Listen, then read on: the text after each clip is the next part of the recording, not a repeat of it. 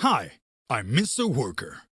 I want to share with you the new way to buy online the ultimate work tools for professional maintenance and repair operations. If you've ever worked on trim, cabinetry, or woodworking projects, you know how important it is to use the right fastening tool. But when it comes to brad nailers and finish nailers, many professionals wonder which one is best for the job.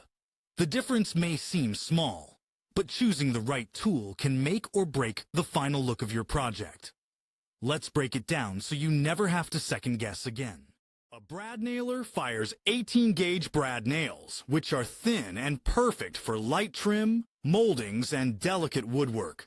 Since brads leave tiny holes, there's usually no need for filler, making them great for projects where a clean finish matters.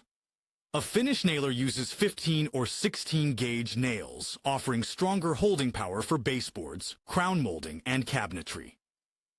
These thicker nails secure heavier materials, but they leave larger holes that may require filling. So, which one should you use? For delicate trim and precise detailing, go with a brad nailer. For heavy-duty work, a finish nailer is the better choice.